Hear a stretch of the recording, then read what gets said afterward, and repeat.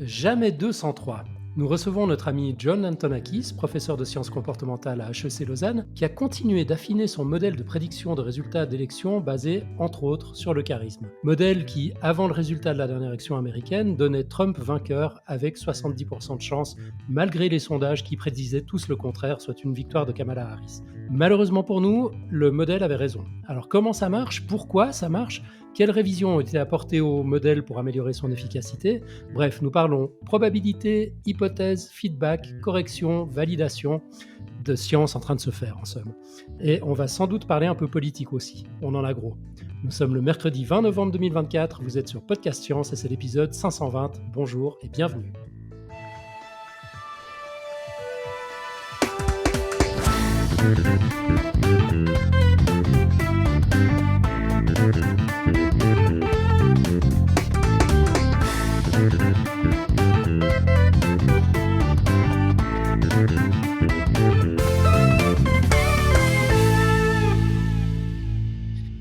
Ok, on commence avec un tour de table. Table imaginaire d'abord. On a Cléora depuis Perduville. Salut Cléora. Salut tout le monde. Pascal à la technique depuis quelque part en Alsace. Salut tout le monde. On devait avoir Eléa, mais je crois qu'elle a un petit empêchement. J'espère qu'on la retrouvera un petit peu plus tard. Et puis autour d'une bonne vieille table Ikea chez mon chat Alfred, dans les environs de Lausanne, sous la neige, nous avons notre invité John. Bienvenue John. Salut tout le monde, salut. Et puis bien sûr moi-même, Alan, qui va essayer de conduire cette interview sans trop digresser. Alors John, ça devient une drôle de tradition. Tu viens nous parler de Trump à peu près tous les 4 ans maintenant. Comment ça va depuis la dernière fois? Donc la dernière fois, je me suis trompé. Donc vous vous souvenez qu'on a pensé que Trump va gagner l'élection, mais malheureusement, pour le modèle et heureusement pour tout le monde, Trump a perdu. Donc on avait 4 ans pour essayer de chercher l'erreur dans le modèle. Donc on a changé l'estimateur statistique. Donc c'est un peu compliqué d'expliquer ici, mais on a utilisé ce qu'on appelle en anglais un fractional logit model. Donc c'est un modèle qui fait une prévision entre 0 et 100%. Donc c'est un espèce de modèle qui prend en compte le fait qu'on a une prévision qui est entourée entre 0 et 100%. Et après, on a normalisé les scores de charisme. Pourquoi? Parce qu'on a remarqué que Trump parlait vraiment beaucoup. Et le fait qu'il parlait tellement a créé trop de variabilité dans les estimateurs. Donc, il a ajouté beaucoup de bruit. Il avait beaucoup de variabilité. Et il avait certains autres prétendants à la Maison-Blanche qui parlaient très peu. Donc, on a dû faire en sorte qu'on pouvait avoir un score comparable. Parce qu'en général, quand on compare les scores du charisme entre les gens dans un concours ou dans des discours TED ou je ne sais pas quoi, donc les gens parlent pour à peu près le même temps. Mais Trump, la dernière fois, il a parlé pour 1 heure et demie. Il m'a fallu 6 heures et demie pour coder son discours. Quand on a mis ça dans le charismomètre, le Deep Neural Network, il a pris 30 secondes. Mais le problème, c'est que vraiment, il avait tellement de variabilité et tellement un grand score, et avec un modèle qui a très peu, une taille d'échantillon qui est assez petit, c'était trop. Donc, on a normalisé le score en divisant le score de charisme avec le nombre de phrases qu'il a prononcées, et on a normalisé sur 15 mots par phrase. Pourquoi 15 mots? Parce que ça, c'est le maximum qu'une personne peut comprendre. Donc, si on utilise des phrases trop longues, c'est possible que tu as un score assez charismatique. Tu mets beaucoup de métaphores, storytelling, tout ça, mais les gens sont perdus là-dedans. Donc, plus tu parles des phrases longues, plus tu es pénalisé. Plus tu parles des phrases courtes, plus ça aide ton score. Et donc, c'est comme ça qu'on a renormalisé le score de charisme. Mais essentiellement, c'était ça qui a donné une très forte stabilité. Donc, qu'est-ce qu'on a fait pour tester cette approche? On est allé en 2020, on a pris les données qu'on avait à cette époque-là et on a utilisé toutes les autres données qui allant entre 1916 à à 2016. Donc, on a construit le modèle, on a estimé les paramètres. Après, on a fait les prévisions sur la base des données qu'on avait à cette époque-là. C'est comme, par exemple, imagine que j'ai un test pour détecter une molécule dans le sang. Imaginez que j'ai une machine et cette machine se trompe. Et après, je regarde, je fais des améliorations sur cette machine. Et après, je vais dans le frigo congélateur, je enlève un échantillon de sang que j'avais gardé à cette époque-là et je reteste. Et bang, la machine marche. Donc, c'est comme ça qu'on a retesté leur algorithme. On n'a pas fait ça que pour 2020, mais on a fait ça allant jusqu'en Ouais. 1916. Donc, on a testé sur 27 élections. En anglais, on dit out of sample. Ça veut dire pour l'échantillon où on fait la prévision, on n'utilise pas les données pour estimer les paramètres. On estime les paramètres sur la base des autres Ouais. observations. Et le modèle prévoit correctement 25 sur 27 élections. Maintenant, c'est 26 sur 28. Donc, c'est très fort. 94% de taux de D'accord. réussite. Tu étais de mémoire à 85% la dernière fois que tu es venu nous en parler. Tu en Ouais, avais quelque chose 22 comme sur ça. 26, je crois. Ouais, ouais. C'est ça? Mais maintenant, OK. il est un Donc petit peu maintenant, tu es plus encore fort, OK. ouais, ouais. Ouais. Donc, 95% en français, c'est Ah, c'est compliqué, c'est 4. 4 fois 20 plus 15, Exactement, 95? c'est ça. Ouais, Ouais. ça me confond. En français de France, Je parle suisse. ouais, c'est bien, Ok. c'est bien. J'avais prévu des questions dans un certain ordre. Tu es parti très fort là. Si on reprend un tout petit peu les fondamentaux, Ouais. peut-être que tout le monde se rappelle pas. Donc, le modèle que tu utilises, au départ, c'était le modèle d'un économiste, mais qui, comme tous les économistes, simplifiait peut-être un peu trop la réalité et il n'avait pas considéré le facteur humain dans son modèle, en fait. Il considérait que les deux candidats avaient des qualités parfaitement égales et puis en prenant en compte l'économie et différents facteurs, lui pouvait plus ou moins prédire le résultat. Et toi, avec ton collègue de Lyon, vous avez enrichi son modèle pour y ajouter notamment la dimension humaine et particulièrement le charisme, c'est ça? Exactement. Donc, Et c'est c'est toujours correct, du hein. même modèle qu'on parle aujourd'hui? Oui, oui. Ouais. Donc, cette modèle, j'étais exposé à cette modèle quand je faisais mon postdoc. J'étais dans le département de psychologie à Yale University, à New Haven, Connecticut. Et à cette époque-là, il est toujours là. Il y avait un économiste qui s'appelle Raymond Fair. Mmh. Et il avait un modèle qui était assez bien pour prédire les résultats des élections sur la base des paramètres économiques. Donc, qu'est-ce qu'il fait, lui? Il suppose que si l'économie va bien, les sortants seront récompensés par les votants. Si les Mmh. choses vont mal, ils vont être punis. Donc ça, c'est l'économie. Et qu'est-ce qu'on cherche là-dedans? C'est combien le PIB brut a augmenté pendant la période des sortants. Ouais. Et surtout récemment, donc c'est-à-dire dans la dernière année pendant l'élection, combien de trimestres le PIB brut a surpassé un seuil critique de 3,2%. Donc ça veut dire que vraiment l'économie était booming, comme on dit en anglais. Et Florissante. exactement. Et la troisième chose, c'est l'inflation. Donc, plus l'inflation est haute, moins on peut acheter avec nos greenbacks, avec nos dollars. Et donc, ça coûte cher pour les sortants. Donc, ça, c'est le parti économique. Après, il y a aussi une variable qui prend en compte le fait que si on est sortant, on a un avantage, on est bien connu, on a déjà joué le rôle de commander in chief. Donc ça donne un fort avantage, surtout si l'économie va bien.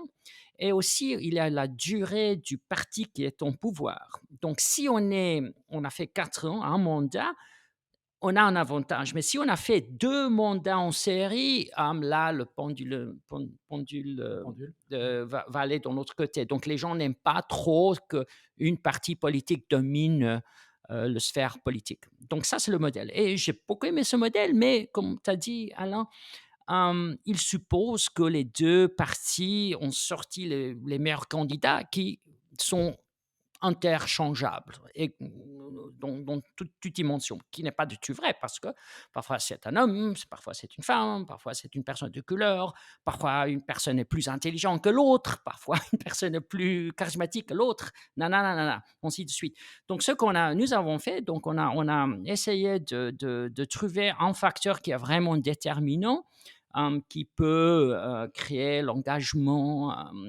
excitation, motivation, tout ça. Donc, c'est le charisme. Et ça fait maintenant 20 ans que j'étudie le charisme. Et donc, nous avons pensé vers 2013 de commencer de jouer avec ce modèle. Et on a finalement publié notre équation avec le charisme de temps en 2015.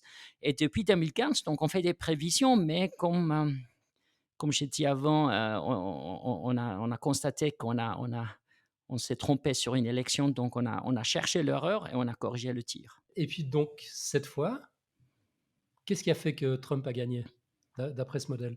Mhm. Donc, d'après ce modèle, il y a trois raisons principales pour lesquelles on peut expliquer la victoire de Trump. Premièrement, que le PIB brut n'était pas très, très fort. Donc, l'économie n'était pas mal, mais pas si bien pour récompenser le parti sortant. Si on regarde les données qu'on avait, qu'on avait pour cette année, le PIB brut, donc le growth rate, c'est-à-dire combien il a poussé cette année, c'était 1,7%, qui n'est pas très haut. C'est pas mal, mais qui n'est pas très bien. Et Et qu'est-ce après, que tu as dit qu'il fallait? 3,2, c'est ça, idéalement? idéalement, ça doit être plus haut. 3,2, c'est vraiment très, très bien. Donc, c'est D'accord. combien de fois ça passe 3,2, ça aide beaucoup parce que, tu sais, beaucoup des Américains, ils ont leur retraite dans les marchés de bourse et tout ça, donc, Mmh. qui est relié avec ça. Donc, pour eux, à chaque fois que l'économie, on a des bonnes nouvelles et Wall Street augmente, ils sont très contents. Ouais, Donc, c'était 1,7, donc c'est qui n'est pas très bien. OK. Après, le GDP deflate, donc c'est-à-dire l'inflation, a été à 4,54%, qui Du est très haut. du produit intérieur brut. Non, le taux d'inflation. Ah, pardon. OK. Le taux d'inflation, donc si les prix augmentent. Ouais.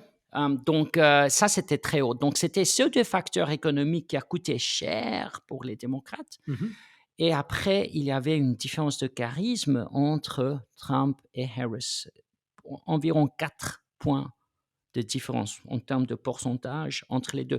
Donc, ces 4%, peut-être si on le regarde de façon absolue, c'est pas grand, mais c'est vraiment grand parce que si on utilise que le modèle économique a prédit 273 grands électeurs pour Trump. Donc, c'était kiff-kiff. Hein? Mmh. Mais si on ajoute la différence de charisme, la raison, ça prend les grands électeurs à 295 électeurs, grands électeurs.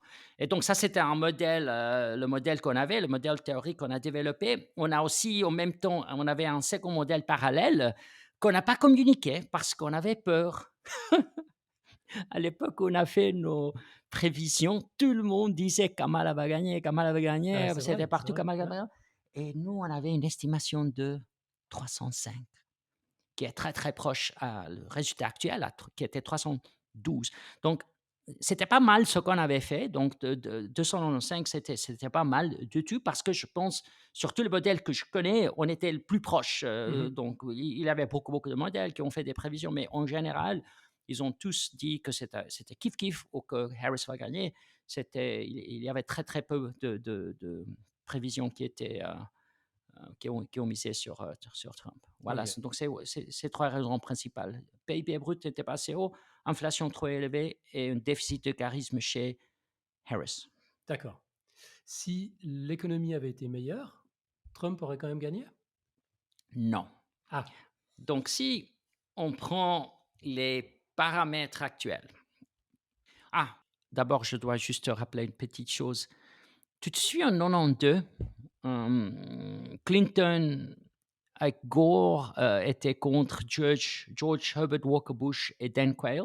Et le refrain, le leitmotiv de l'équipe de Clinton, c'est It's the economy, stupid. ouais, Donc, comment on peut traduire ça en français? bah, c'est c'est juste l'économie. C'est l'économie Ouais. idiot. Donc, si l'économie était un petit peu mieux, supposons que le PIB brut a augmenté par 2,5% Mmh. pour l'année, les démocrates, selon notre modèle, ont pu gagner 281 grands électeurs. Si l'inflation n'était pas à 4,54 mais à 2,5%, notre modèle a prévu une victoire des démocrates avec 342 grands électeurs. Donc, qu'est-ce que ça veut dire? Ça veut dire que l'économie est très importante. Mmh. C'est l'économie stupide.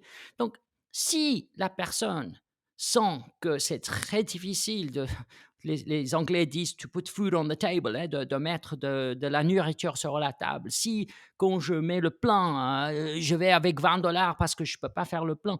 Donc, toutes ces choses-là ajoutent et les gens avaient vraiment beaucoup de peur qu'ils n'avaient pas assez de Mmh. pouvoir d'achat.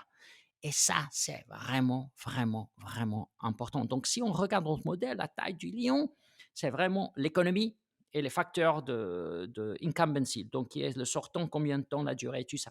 Mais le charisme compte aussi. Comme je montrais, donc 7-4% de différence a prévu environ 20 grands électeurs de plus pour Trump.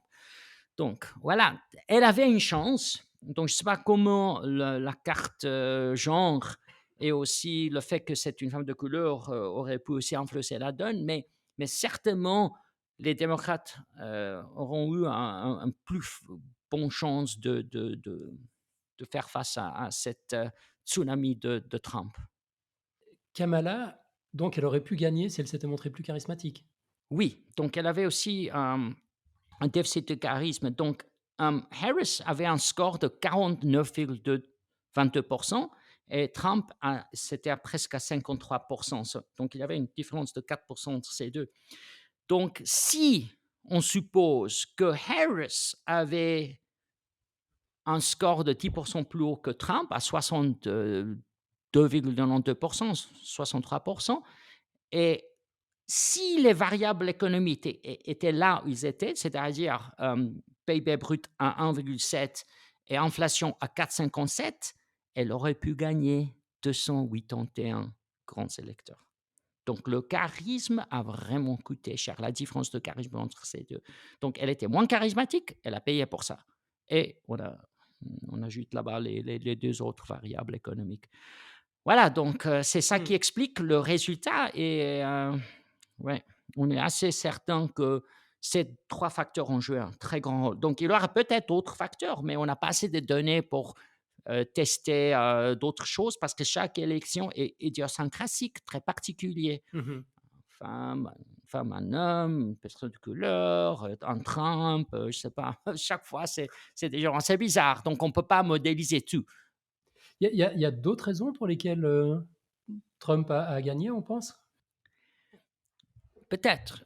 Donc, donc d'abord, j'aimerais dire que je pense que le fait que Trump était comme il était a coûté pas mal de votes pour les républicains. Donc, Ouais. je pense que beaucoup de républicains trouvent Trump répugnant.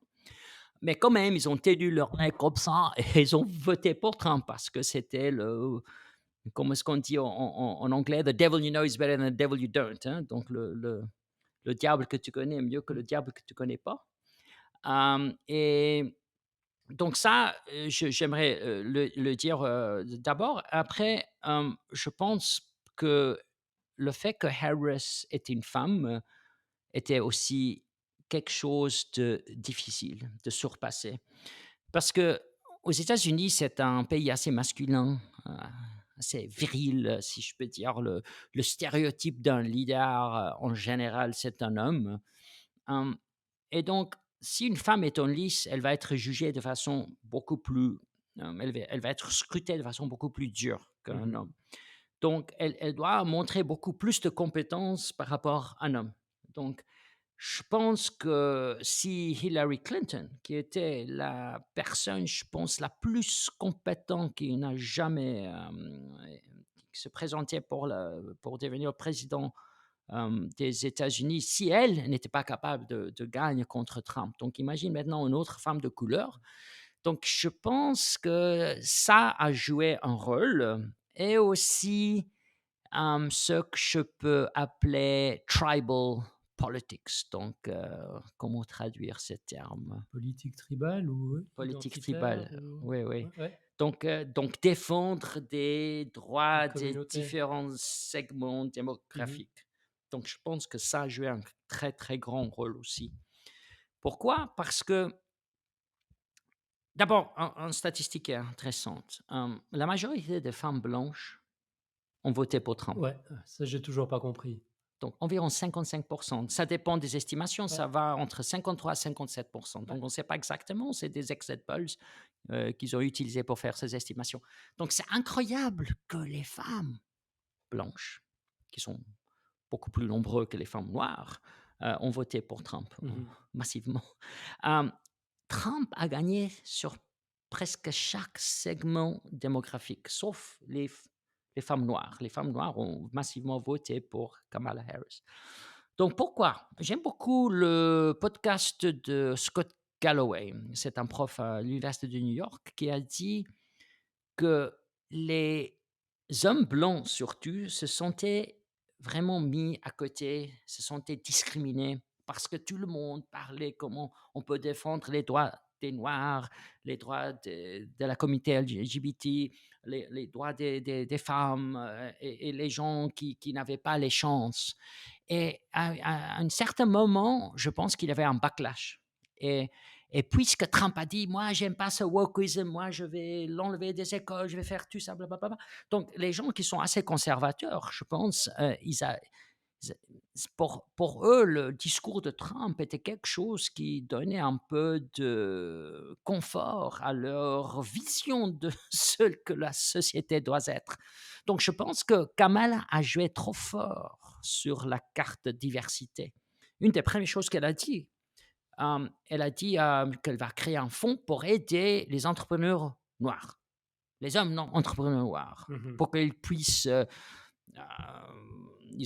pour qu'ils puissent avoir plus d'accès et Ouais. des chances.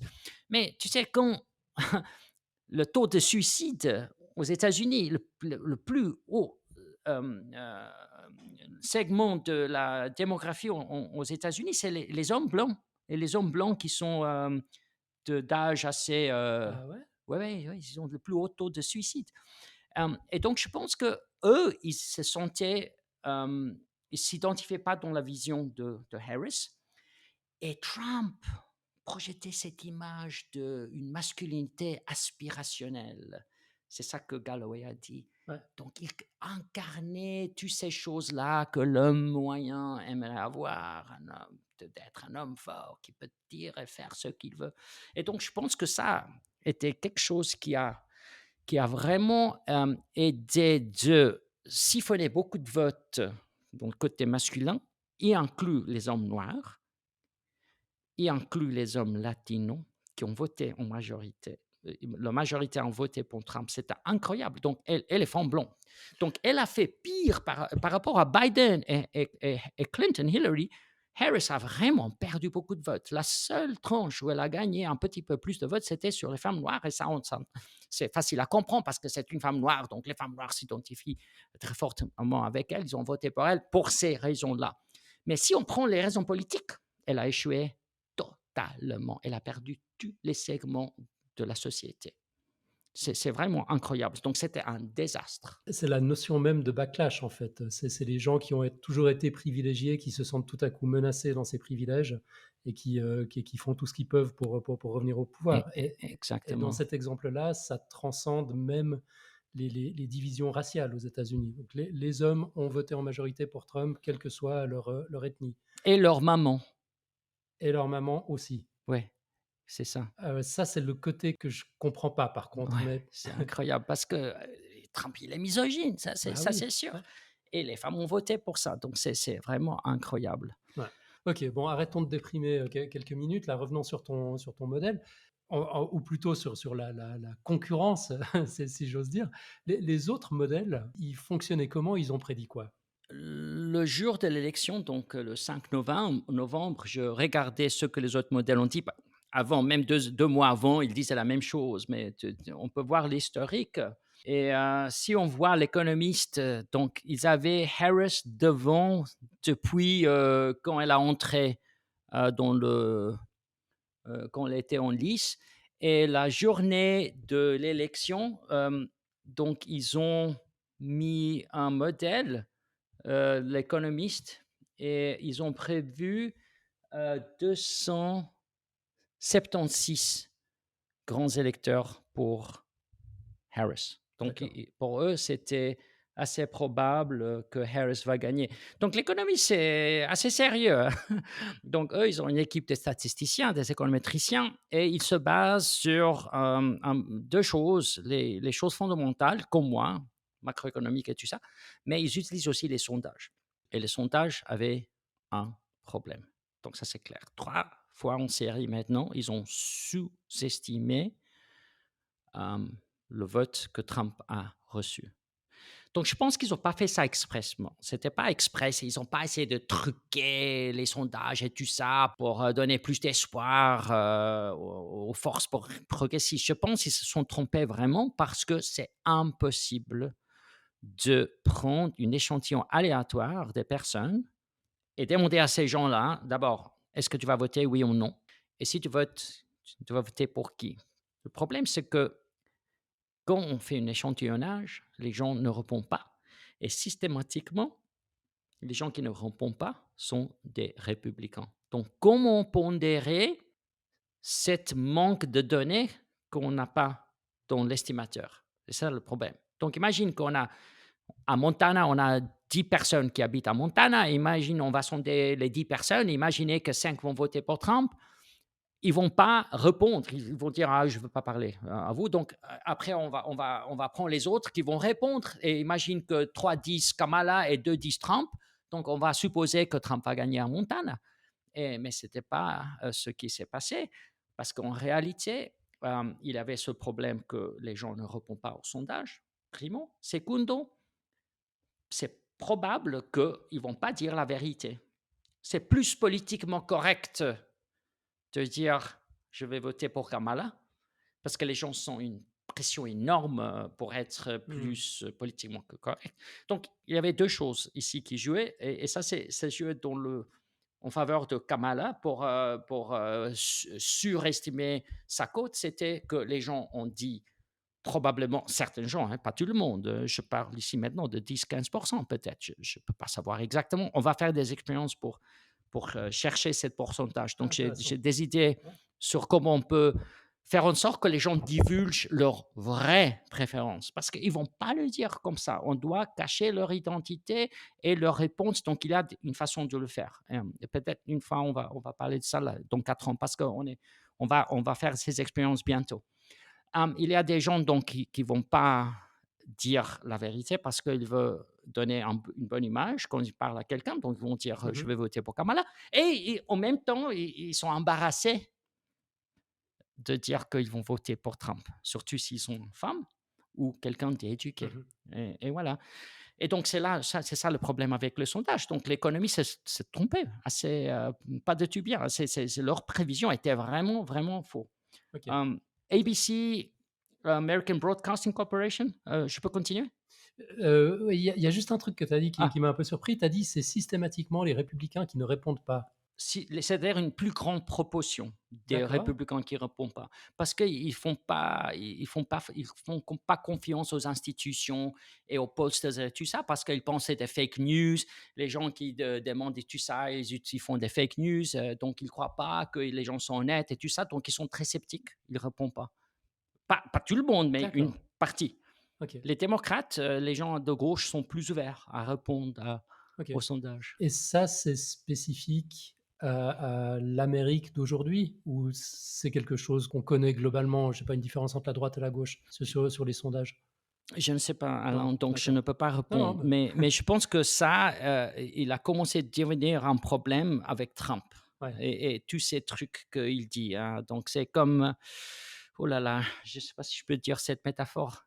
Donc tu sais, mes parents habitent en Crète, il y a beaucoup de chèvres en Crète. Tu sais une chose que les chèvres font quand ils marchent, ils, heu, ils chient en même temps et c'est comme Trump, il marche et les trucs tombent de son postérieur, et c'est ça ce que Trump fait aussi et les gens, Mmh. ils croient à ça. Donc ils parlent donc en anglais, on dit «speaking shit», mais comment est-ce qu'on dit ça en français? Il dit de la merde. Exactement, comme une chèvre qui marche et qui Mmh. chie tout le temps. Je m'excuse, si en Suisse, on n'est pas trop éloquent et voilà.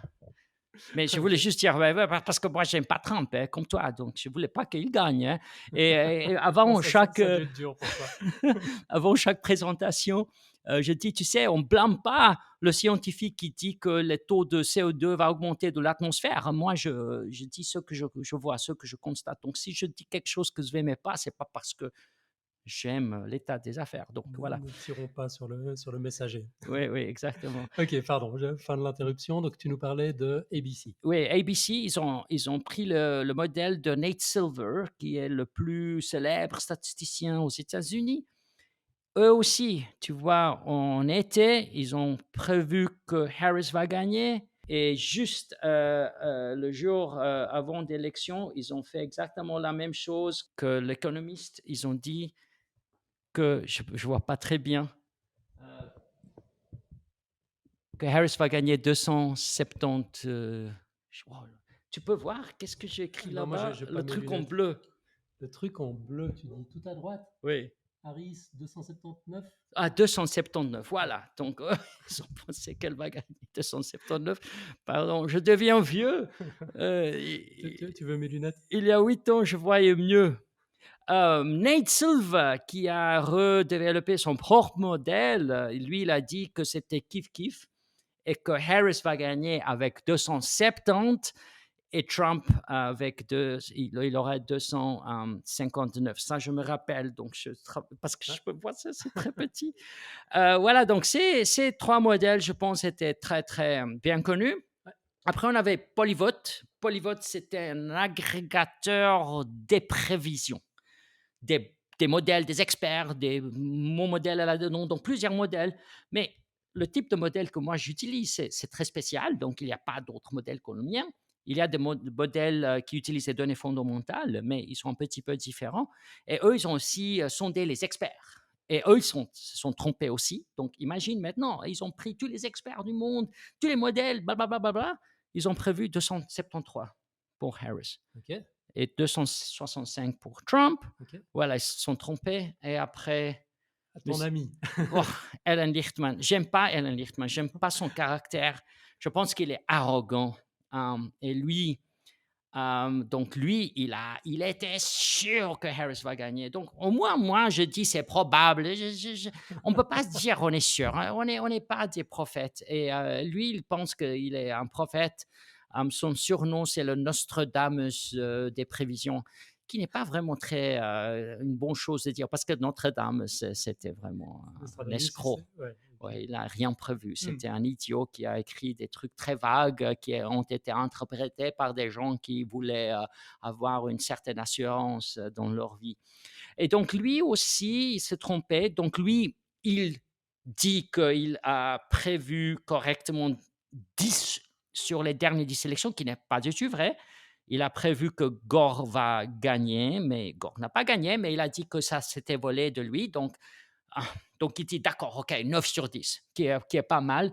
Mais il a aussi, dit que Trump va gagner le vote populaire la première fois et il s'est trompé sur ça. Donc en fait, il avait 8 sur 10 prévisions. Maintenant, il est sur, 8 sur 11 prévisions. Mais écoute bien ici. Alors, si on utilise les sondages juste avant l'élection pour faire une prévision, on aurait eu 8 ou 9, ça dépend de quel sondage, sur 11, exactement comme le record de Lichtman. Donc, il ne fait pas mieux que le Pulse, que les sondages. Deuxièmement, je suis sûr qu'il utilise les sondages pour faire ses prévisions. Donc, lui, il a une célèbre 13 clés de White House. Il appelle ça le modèle The 13 Keys of the White House. Donc, c'est à lui d'interpréter si un key est tourné ou pas. Donc, si lui décide que Trump n'est pas charismatique, il n'est pas charismatique. Donc, selon lui, Trump n'est pas charismatique. Donc, voilà, il a dit ça. Donc, lui, il dit n'importe quoi qui n'est pas vraiment très consistant. Donc, si on prend son interprétation pour une certaine clé à une certaine élection et on applique les mêmes critères sur d'autres élections, tu vois, parfois il dit que la clé était tournée, parfois elle n'était pas tournée, parfois tournée, parfois. Donc, lui, il dit n'importe quoi. Et beaucoup de statisticiens ont regardé son modèle, ils ont dit vraiment, c'est pas bien conçu. Et, et donc, comme blague, donc tu connais mon petit chien, ma petite chienne Joy. Newsweek m'a demandé de faire une prévision avec un animal juste pour taquiner Monsieur Lichtman. C'est moi qui voulais le faire.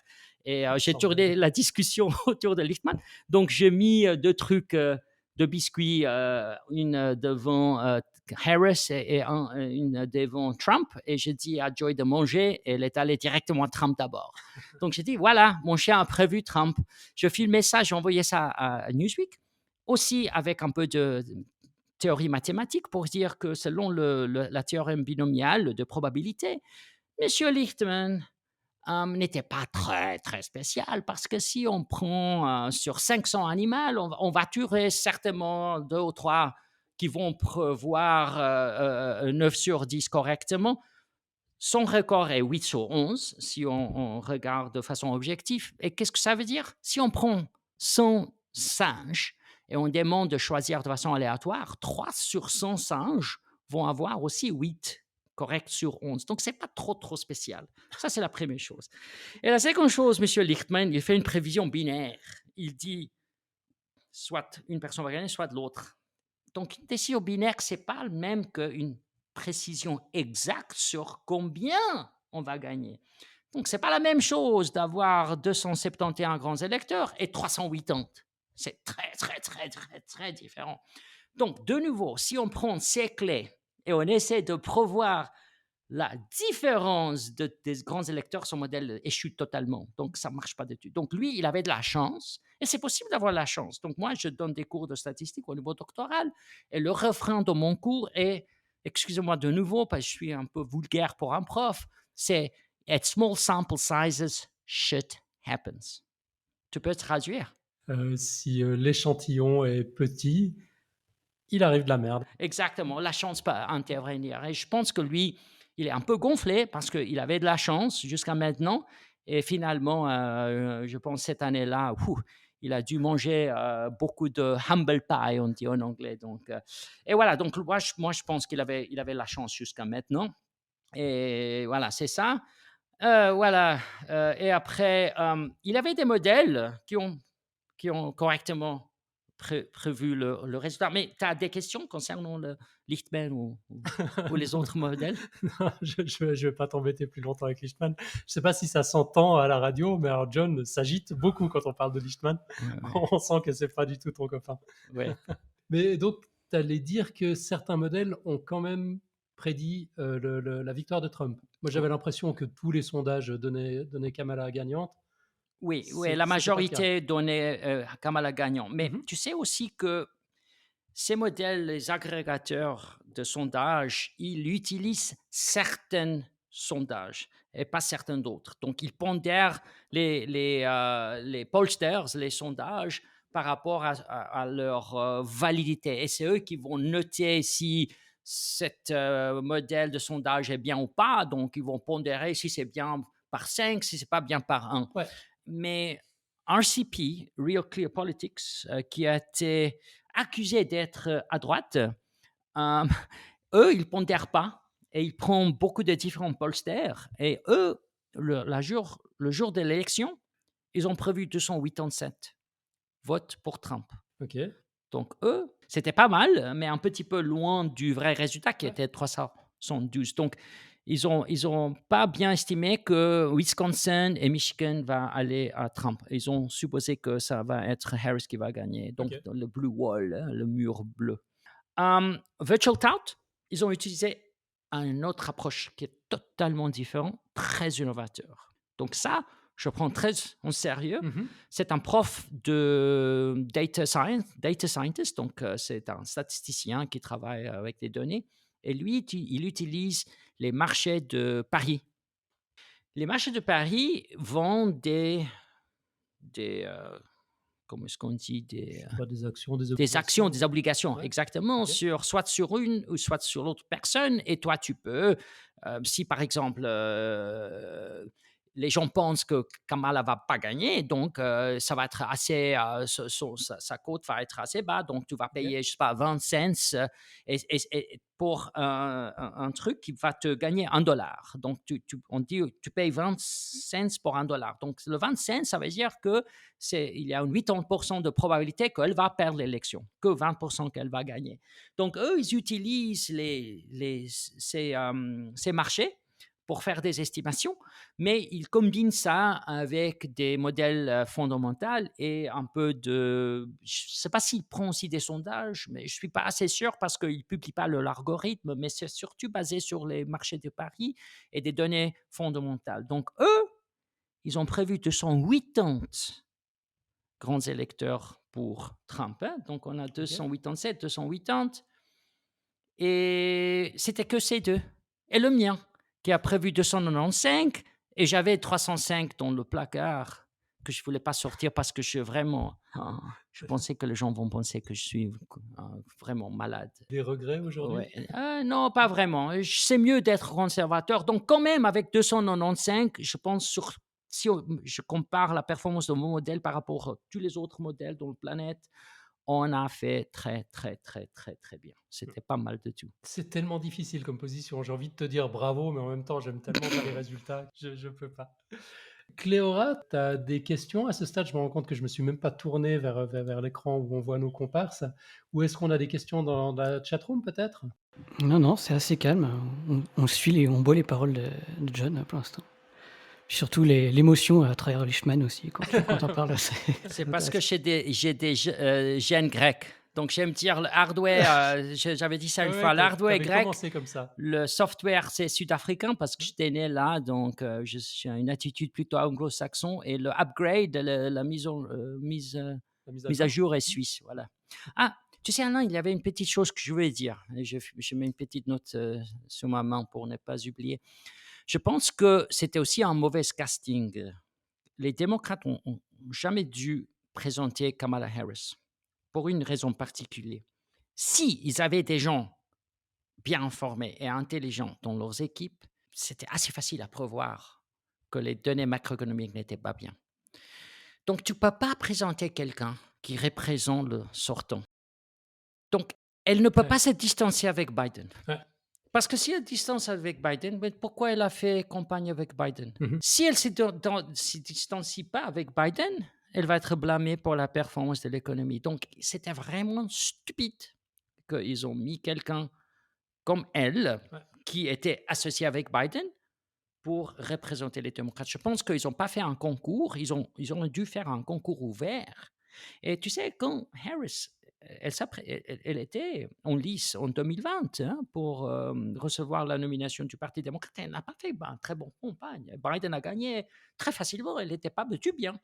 Et donc, je pense qu'ils auraient dû choisir quelqu'un avec un concours et quelqu'un qui n'était pas du tout associé avec Biden, Mmh. même quelqu'un qui a critiqué Biden très fortement, quelqu'un qui était un mou démocrate, ça veut dire un petit peu conservateur, et quelqu'un peut-être du Sud, et probablement un homme blanc. Parce que tu dois battre le feu avec le feu. Et malheureusement, c'était comme ça. Donc, je pense qu'il y avait des erreurs stratégiques qui ont été faites par les démocrates. Et voilà, si j'étais là, si ça avait deux, trois gens qui étaient un petit peu mieux informés, ils n'ont pas pu faire cette décision en précipitation. Et une chose qui m'agace, moi j'ai deux filles, et moi je veux que mes deux filles ont des chances quand ils entrent dans le marché du travail. Et tu sais maintenant, deux fois, les démocrates ont présenté des femmes. Deux fois, les femmes ont perdu Mmh. contre un idiot, Contre un ouais, mégalomane, ouais. un narcissique. Et les gens Qui fait regardent moi et l'idée. disent, voilà, tu vois, qu'est-ce qui se passe quand tu mets une femme en charge, tu vois? Et donc, je pense qu'on a régressé beaucoup d'années parce ils ont mis trop vite en hâte cette candidature de Kamala Harris pour donner l'image qu'ils sont très libéral, très progressiste, très woke, très, très, très, très, très, mais il y avait un fort backlash. Donc, c'était vraiment un mauvais casting d'une stupidité énorme, honnêtement. Comment on appelle ça? C'est la fenêtre d'Overton, c'est ça? Je sais pas. Non? Qu'est-ce que ça veut Je dire? crois qu'il y a un moment, en fait, où la population est prête à accepter certaines idées, Ah, et puis si toi, tu veux vendre cette idée, tu dois être aligné avec les attentes de la population et exactement. là, bah, apparemment, C'était pas le bon on n'était pas en timing, face. Ouais, c'était c'était un pas le mauvais bon timing. timing, un Mmh. très mauvais casting. Mais est-ce qu'un jour, ce sera le bon timing aux États-Unis pour présenter une femme face à un Je pense que criminel notoire? c'est OK. possible, mais on doit avoir les bonnes conditions Ouais. et on doit avoir un discours qui unit. C'est ironique que le discours de Trump, de notre point de vue, c'est pas le Mmh. cas, mais pour la majorité des Américains, c'était le cas. Il était il a uni plus les gens qu'il a divisé. Et Kamala a divisé parce qu'elle a découpé en segments. Toi, tu es là, toi, tu es là. Donc, si tu créais, tu sais, multi-identités pour aider à concrétiser l'identité des gens qui étaient opprimés, ironiquement, tu crées la division Mmh. et tu distances ta vision de la majorité. Et donc, elle n'aurait pas dû faire ça. Elle aurait dû parler à la moyenne américaine. La personne moyenne américaine n'a pas fait ça, à mon avis. À vouloir être trop inclusif, finalement, on devient exclusif. Exactement. C'est Donc, ça elle a qui est ouais. parlé aux femmes Mmh. exclusivement et aux minorités exclusivement. Et je pense que c'était une très, très grande erreur. Voilà, donc c'est malheureux et parce qu'on avait peut-être une chance, de faire quelque chose. Pas maintenant, mais je pense que les forces progressistes, un jour, ils vont mettre on a réussi de nous, pas nous, les Américains, on votait pour un homme noir, donc ça, c'était une très, très grande étape Mmh. et c'était incroyable qu'on a pu voir ça et j'espère qu'un jour, je vois aussi, on peut voir une femme. Je me rappelle une blague, que l'ambassadeur finlandais a dit une fois, j'ai donné un keynote address sur la discrimination contre les femmes dirigeantes. Et juste avant moi, l'ambassadeur finlandais a parlé, je ne me souviens pas exactement, c'était quelque part aux Nations Unies ou à une université, je ne me souviens pas. Mais il a dit, il avait une petite fille et un petit garçon, ils ont parlé, ils ont joué ensemble. Et subitement, la fille demande au garçon, qu'est-ce que tu vas devenir quand tu es grand?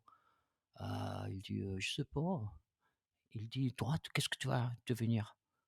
Elle dit: «Astronaute». Il dit: «Waouh, astronaute, c'est incroyable, tu vas être dans l'espace et tout ça, mais tu n'as pas peur d'aller, très haut dans l'espace, il n'y a pas de gravité?» Il dit: «Non, non, c'est fastoche, c'est facile, on peut facilement faire ça». Il dit: «Waouh!» Et elle a dit: «Et toi, qu'est-ce que tu vas devenir?» Donc il réfléchit un moment et il dit: «J'aimerais devenir le président de la Finlande». Elle rigole, elle est par terre, elle roule, elle dit: «Ah!» Mais il dit: «Mais pourquoi tu rigoles?» Elle dit: «Tu peux pas, tu n'es pas une fille!» À l'époque, le président, le premier ministre de la Finlande était des femmes. Donc Ouais, voilà. je vois. Donc qu'est-ce OK. que ça montre? Que voilà, plus on est exposé à un certain Bah oui. prototype, plus ça renforce Ouais. l'image que nous avons et des attentes que nous avons autour de cette poste. Mmh. Voilà. Je crois qu'on a bien compris les conseils que tu aurais donnés au parti démocrate, si, on t'avait demandé ton avis. Quels conseils, tu aurais donné si tu avais fait partie de l'équipe, de Trump ou de l'équipe de Harris? Donc à Harris, c'était juste, unifier plus, de parler Ouais. aussi aux hommes et aux personnes blancs et ne pas, donner l'impression que défend que les intérêts, des minorités et des Mmh. gens qui étaient opprimés. Et ouais, pour Trump, waouh, de parler de façon plus gentille. Honnêtement, parfois le vitriol, la façon dont il parle est tellement pas élégant. Je me souviens quand George W. Bush est devenu président. Hem Et moi, j'étais aux États-Unis à l'époque pour faire un postdoc et mon ex-femme et moi, on voulait pas y aller parce qu'on détestait tellement Mmh. W. Bush. Mais Bush, au moins, il se comportait comme, quelqu'un qui avait certaines valeurs. Il était drôle, il était un peu pas, plus intelligent personne, non aux États-Unis, mais au moins il savait comment se comporter comme une personne qui occupe l'office le plus puissant de la planète. Mais Trump, waouh, il est vraiment il a pas des manières, la façon dont il parle, il pense qu'il est drôle, quand il n'est pas drôle. Donc je pense être un petit peu plus gentil et réfléchir un petit peu plus, sur, comment il construit sa vision. J'avais une très bon exemple que j'avais, filmé il y a quelques jours. Harris avait un très, très fort refrain, un très fort métaphore quand elle a dit: «Quand moi je occupe la Maison Blanche la première journée, je vais aller là avec un to-do list, hein, une liste des choses que je dois faire. Si Trump gagne, il va aller avec une liste de ses ennemis qu'il va chasser et tout ça.» Et voilà, donc je me suis dit à l'époque là, oh là là, c'est très facile de tourner cette métaphore de Harris. Si j'étais Trump, je dirais moi, Madame Harris, elle a raison. Je vais aller avec une liste d'ennemis quand je gagne. Et numéro un sur cette liste va être l'inflation. Numéro deux, c'est Mhm. de comment on peut grandir l'économie. Numéro trois, comment on peut limiter l'immigration. Donc lui, au lieu de prendre le, le high horse, comme on dit en anglais, d'être plus élégant et d'occuper un espace moral plus élevé, lui, il aime se battre dans l'abus et de jeter l'abus partout. Donc, voilà. Donc, Ok. chill out, man. Donc Chill out. si tu avais un conseil à donner à Trump, ce serait de ne pas faire du Trump en fait. Peut-être c'est ça que les Américains aiment. Ouais. Peut-être c'est ça qui incarne le spirit de cowboy Hmm. avec qui ils s'identifient. Je sais pas. Ok, si on reparle un petit peu du modèle, tu penses que maintenant il est parfaitement au point ou il aura besoin d'être révisé tous les 4 ans, ton modèle? Un modèle scientifique n'est jamais parfait. Donc Newton, si on utilise les équations de Newton, on peut très, très, très bien prédire où les planètes vont être dans 10 ans, 5 ans, 500 ans. Mais voilà, les équations de Einstein ont amélioré les équations de Newton. Donc, ils ont constaté que parfois, ils n'étaient pas assez précis. Mhm. Donc, la science n'arrête jamais. Donc, moi, je travaille dans un domaine qui n'est pas trop précis comme en physique, mais quand même, on peut faire des prévisions. On a des modèles qu'on peut falsifier.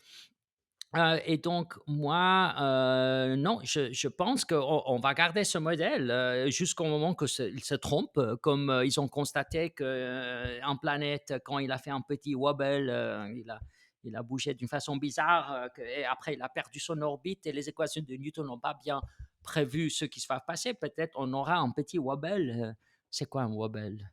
Une petite perturbation, Ouais. perturbation, voilà, dans l'orbite des élections. Donc, on va réfléchir bien et on va peut-être ajouter d'autres paramètres ou couper certains autres paramètres. Donc, on va écrire maintenant un nouveau article qui va être revué par nos pairs.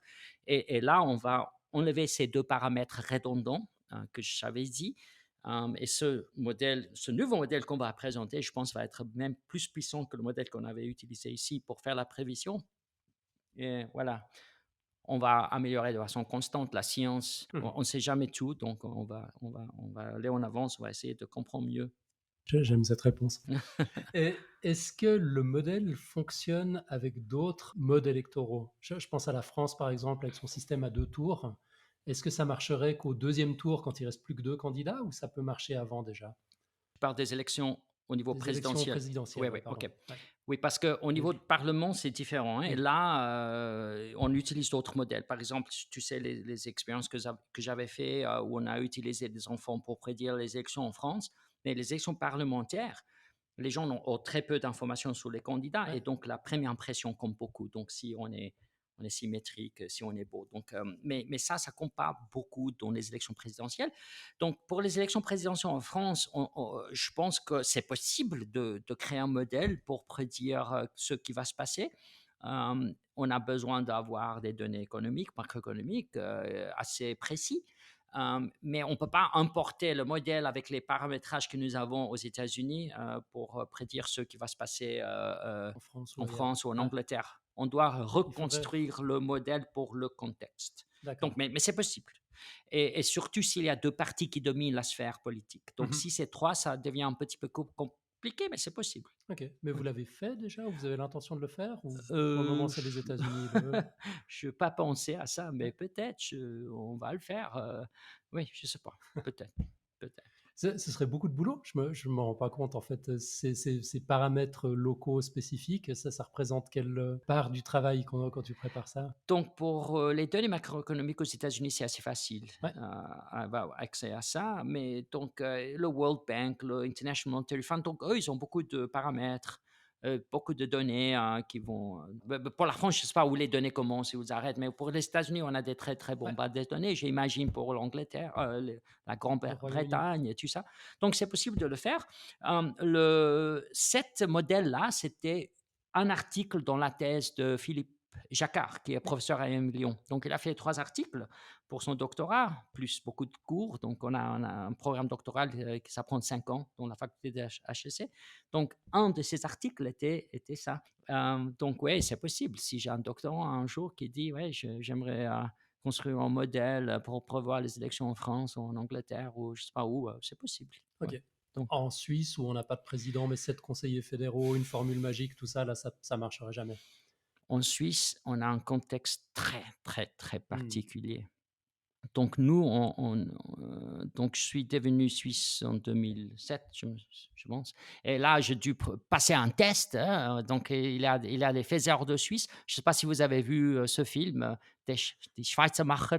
Les faiseurs de Suisse, ouais, je Oui, l'ai vu, oui, un c'est film des années incroyable ce film. 70, oui, il est dingue. Oui, oui, donc j'ai pris un test, ils ont testé mon français, mon allemand, si je savais l'histoire, comment le système marche en Suisse. Et donc on a un système très particulier parce Ouais, qu'on va élire les gens dans coupole, donc dans les 2 chambres. les 2 chambres, haute et basse, et c'est eux qui vont élire, l'exécutif.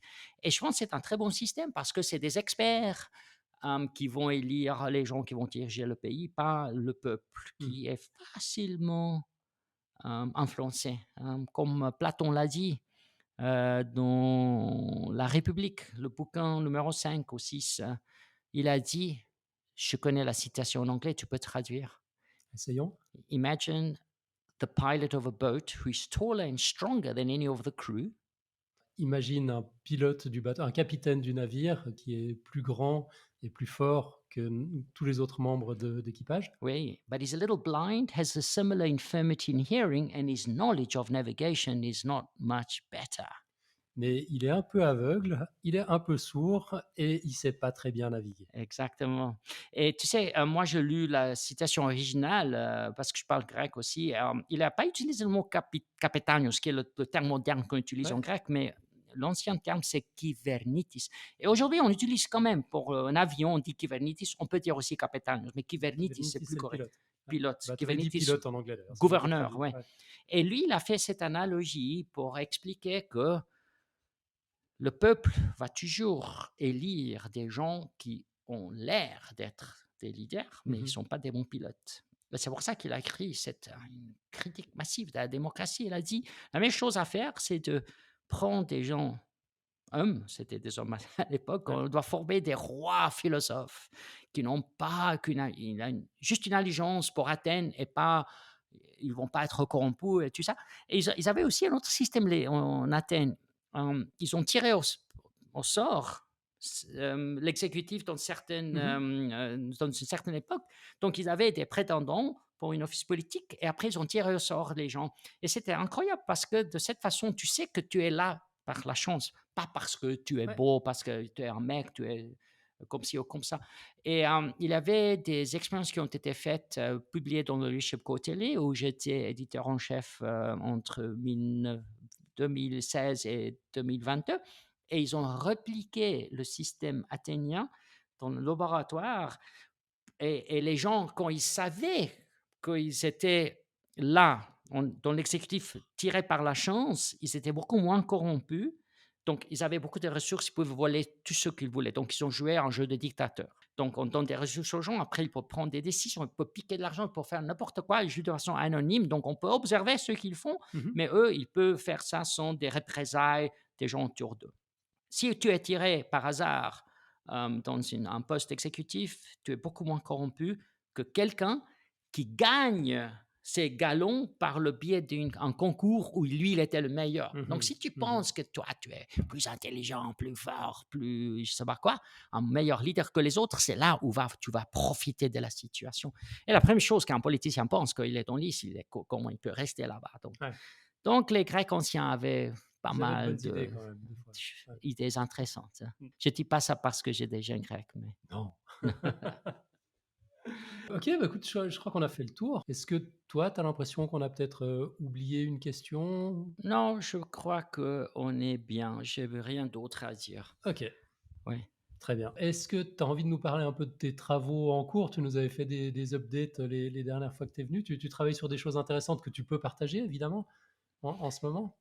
Oui, donc maintenant on fait beaucoup de différentes expériences sur, comment on peut améliorer le charisme des gens Mmh. et on essaie de voir si l'intelligence artificielle peut aider.